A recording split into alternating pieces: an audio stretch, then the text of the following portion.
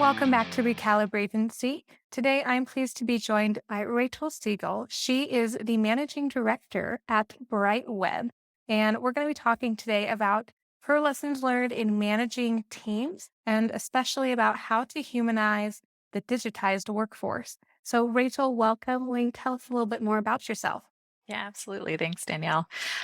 So I have been in this industry for about 17 years now. I've worked in bigger agencies. I've had the privilege of freelancing and getting insight and visibility into a number of agencies without being fully dedicated. And then I've been with Briteweb since 2020, first in a director of strategy role and then moving into the managing director role at the beginning of 2021. So yeah, really happy to be able to share some thoughts here. It's been quite the journey, kind of seeing different sides of how agencies can operate, what works, what doesn't work, and certainly making sure one of my biggest, guiding lights when it comes to the way that we approach Briteweb is just making sure that it's people before pixels. It's the work is important, but the people who are doing the work are really core to how we can be successful and sustainable in the work that we do. Because you're managing teams and dealing with individual contributors and their workload and their personal differences and all of those nuances, Mhm. what would you say are some of the best ways to foster,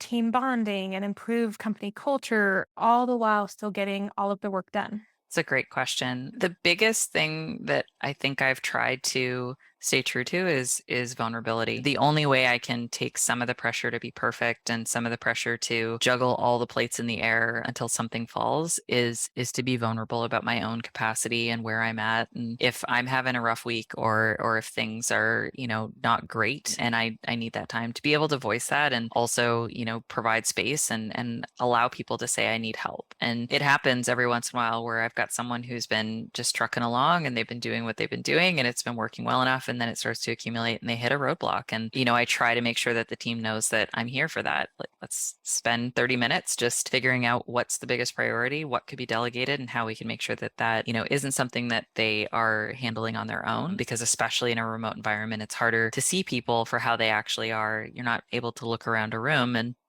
see someone at their desk just looking stressed. You have to take at face value the way that they're presenting on a Zoom call, the way that their Slack messages are coming across, whether or not you're seeing emojis in the mix. And there's all these little cues and signals that are easy to infer how things actually are or miss that there is something that, needs to be resolved and potentially some, bigger conversations that need to be had to make sure that people's well-being isn't put up on a shelf to the detriment of yeah, them as a person. Yeah, let's dive into that a little bit more if we can. What are some more of those cues that you pick up on in this digitized work environment? Yeah, I definitely have not everybody's up for this, but I'm in like almost all the channels in our Slack and that can be really overwhelming for some, but I find it really helpful to just kind of keep an eye and make sure that, things are going well from a project perspective, sure, but they sound okay in the way that they're communicating and sounding okay isn't necessarily, tons of enthusiasm or going overboard responding to everything, but just starting to get a feel for how is this team operating. And we really encourage having those open conversations in Slack, that it's not the place to call people out and otherwise just DM each other, that it's a collaboration zone. It's a place where people can pick up and help out. And that written record in Slack is so pivotal. So just keeping an eye there, keeping an eye across multiple streams. And I've got regular check-ins with all of my direct reports. We've got meetings with different, managers to make sure that their reports are doing well. And we have a team planning function to do that load balancing as well, agnostic of a reporting relationship. We've got our people and culture manager who's available. And so you get all these mechanisms to kind of add up and sort of see, hey, how's so and so doing? Ooh, I know this person's having a hard time with this right now, or this person's struggling because, their pet is sick. And then everybody kind of being on the lookout for each other and finding ways to balance. So it comes down to me a little bit, just kind of keeping an eye and actively, passively, I guess, sort of just keeping an eye on what's going on, but then also making sure that I have the trust with other people that if they see someone struggling, that I'm a safe space, or people and culture managers a safe space to be like, maybe we should check in and see how they're doing, and that person isn't going to be penalized or opportunities taken away from them for being human. Within the team as well, a lot of times if you only have a manager checking in, there's not as much impact as if everyone on the team is kind of circling around you, giving you a good penguin huddle Yep. and cheering you on. Does your team have any mechanisms to identify top level contributions by individuals and celebrate those moments? Absolutely. Yeah, we have channels, and every time a project launches or if someone does something, really exceptional that, we saw from an internal side or it wowed a client, we try to make sure that it's both systematically and then opportunistically like celebrate, call someone out and give them the kudos and make sure just shout them out. It's really positive and people love that kind of energy. So yeah, we had that happen just last week. There was a great shout out of like, wow, that client, the things they said were so amazing. If I'm attending a call, I'll also try to make sure in the project channel I'm there is like, wow, that like quoting something a client said and saying that's amazing to hear, like you never hear that, that's awesome. And so the instance last week, we've actually then, since we've got our all hands next week, we've asked,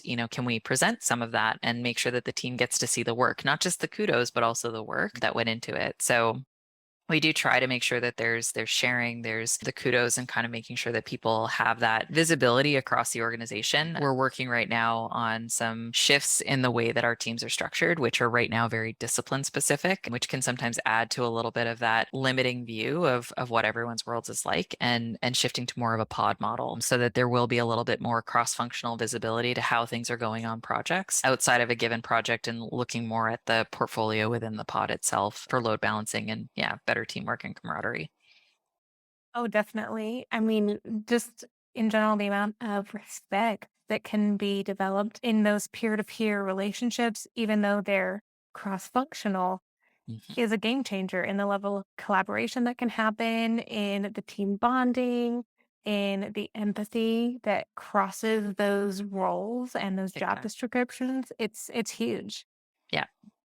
Yeah, it's Um, a really big deal, and it sneaks up on you when it's not there. It seems okay until it's really not, and it probably has been building for a while. And so that's the other part, is just, really really reflecting on what you're not seeing as well, and trying to make sure that without overcompensating you are, just ensuring that there's no one single department that is overtaking, the rest of the departments, and potentially, just not creating balance across the entirety of the organization.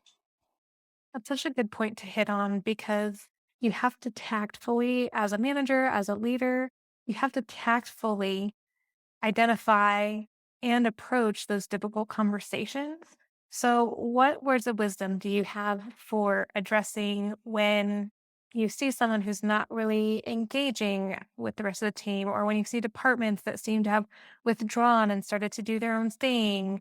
Where do you start? It's a tough one. It really is, and you really need it's not something that one individual person can take on. So I would say the first step is just having you need to have different people to talk to about different things. And, so if I'm soft sounding a potential reporting shift for growth because, now that we're at this size, it might make sense for that person who's kind of in this, bridging role to report to this person and have more input over here versus over there. I'll usually start with our people and culture manager to kind of like talk that out. When we first started talking about pods and thinking about breaking up into these rooms, a big part of the conversation was, what will this do for the people that maybe have felt siloed in their projects? And what do we do about the people that may not necessarily fit within a team? And, in that case, a lot of it came down to having proactive conversations, making no assumptions, and working with those individuals individually to figure out the right ways to navigate and make sure that they feel really like a part of the bigger team, even if with intentionality, we haven't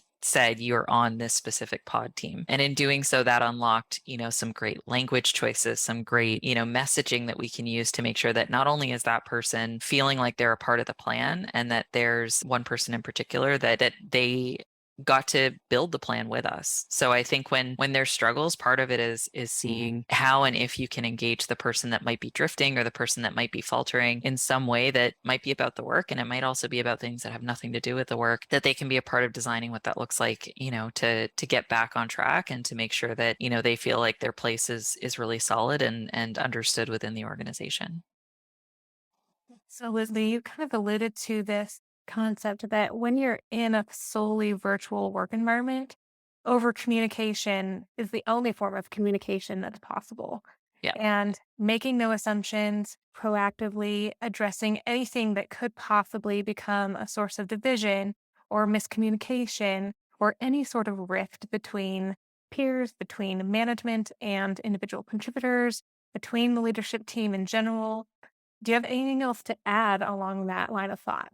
Yeah, we have to take into account time zones. We have to take into account the coordination at the size we are now of I was in one of our Slack channels and noticed that for ad hoc administrative, can you check this spreadsheet? Can you add your input on this? Can you do this? Four of them had accumulated in a given week. And it was a good flag of "Ooh, we actually need to coordinate this now. We need to make sure that all the different people that might be asking for these things ad hoc actually have a bit of a plan in place so that it's not four things all at once. And now we've got someone who's already maxed out for the week, thinking about four new things that they need to take care of by the end of the week. So some of that's our own pre-planning to give enough lead time, figuring out the mechanisms that those tasks can be tracked. So it's not just a off the side of your desk Slack message that someone's easy to miss. So the time zone thing comes into play all the time because we do have people on the East Coast, West Coast, and a few people internationally. And that can have big implications. It can mean that, if we're putting out resourcing availability for a specific department, that the people, if it goes out, at 3 o'clock, 4 o'clock on Pacific time, then that's no opportunity for our East Coast, team members to get to weigh in on that, which isn't fair either. So there's so many things that we have to take into account. We have communications guidelines that is an ongoing living, breathing document to try to help guide that conversation and help people with that intentionality and over communication direction, because I think you said it perfectly. It really is the only way to do it here, because you have so much opportunity for people to be focused in other areas and miss something. And so making sure it's really visible, really apparent. You're probably going to have to repeat yourself a few times. And it's not that people aren't listening, it's that they're fragmented. This is the way that we work asynchronously. And that has an impact on who and how and when and how actively people can actually absorb a message. Fragmented, I think, is the perfect word to describe the situation that agencies are dealing with, because there's this push that people shouldn't have to be working all the time, that they should have work life balance. But in this fragmented asynchronous communication environment, if you're not up to date on everything at all times, you might feel like you're going to miss out on something that will help you do your job better or relieve pressures at work because there are resources that came available. Do Yep. you have any experience with those situations and navigating that? It's definitely something that comes up from time to time. I mean, I think that we have the mix of both the timely sort of things that come up that are big bugs on sites that need to be resolved immediately, or there's, the longer term kind of it moves at a very much more manageable pace for some of the larger web builds that we're working on. So some of it does become much more manageable, but I think that's part of the hope with the pod design, is that it takes some of that individual burden, especially on our delivery team, our project managers, to be able to do that work and feel like there's support and visibility across a wider team and not have it just all rest through them as a conduit. But we certainly see if, we've got a team member who's in Ukraine, and if we don't have a ticket that's actually really thorough and there's been, time to make sure that we're all clear, if he then looks at it and there's questions, we could lose, a day at a time going back and forth because the time zones aren't working in our favor. The team needs to think about that, and we need to plan for that and make sure that all the requirements are clear. Probably try to schedule a time that will a very narrow window that can work across time zones to actually go over everything and ensure that there isn't a presumption that because it was passed over to the developer, it'll be done in the time frame, that there is going to be that back and forth that needs to go into it. Now, another thing that we talked about previously that I want to talk about again is whether or not you think agency office life can be replicated in virtual form. It can't.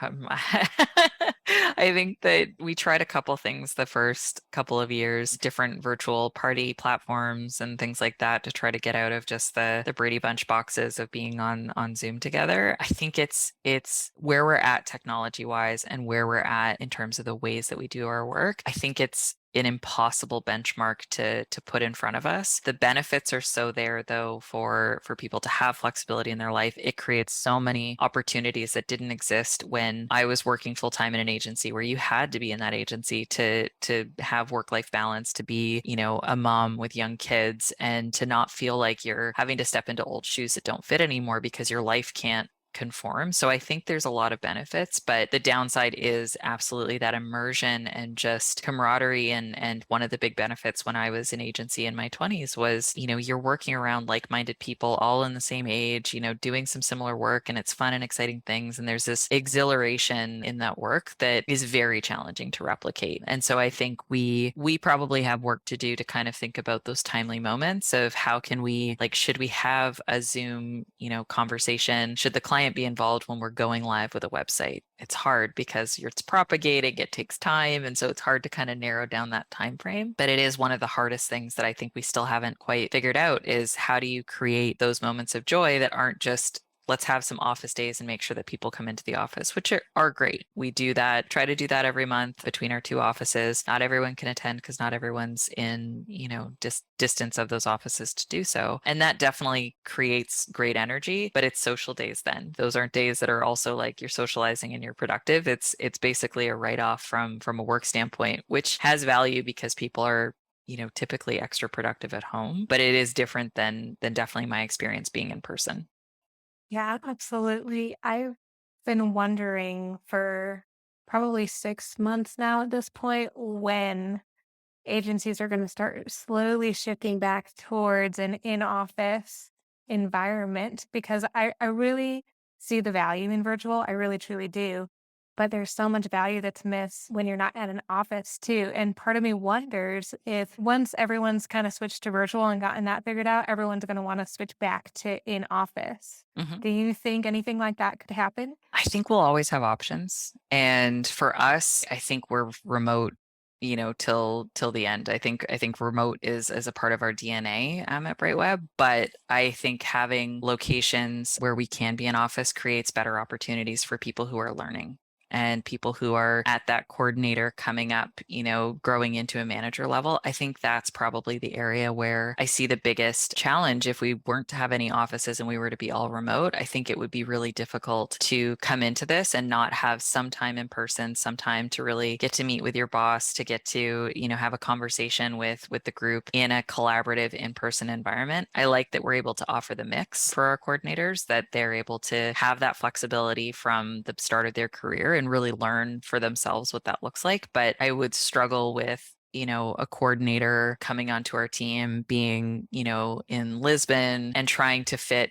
time zones and all sorts of other things into the mix without having that foundational experience and really strong understanding of how we operate to sort of lean on in the absence of if the fragmentation was going to be exacerbated in that kind of way. Thank you so much, Rachel, for coming on, for sharing about just lessons you've learned, things that you've implemented to help manage teams, especially in a digital work environment. I really appreciate you coming on today.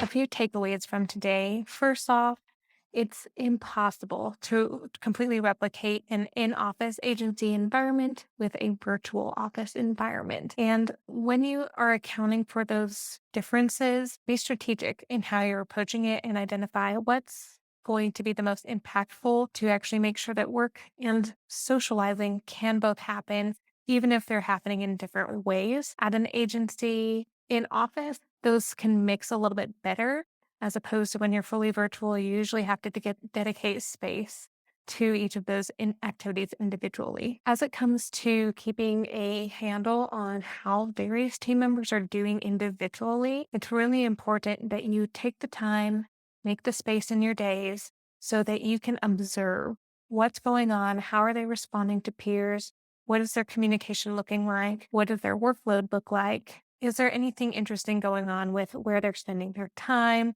And have you noticed any changes in their behavior? And then once you've noticed those things, be sure to question any assumptions and make sure that you're proactively asking what's going on. Have those conversations and just make sure everyone's on the same page. And then, of course, when it comes to team wide collaboration and announcements, make sure that you are over communicating. Over communicating really is the only way to communicate when you're dealing with virtual teams and virtual in office hybrid teams so that everyone's on the same page.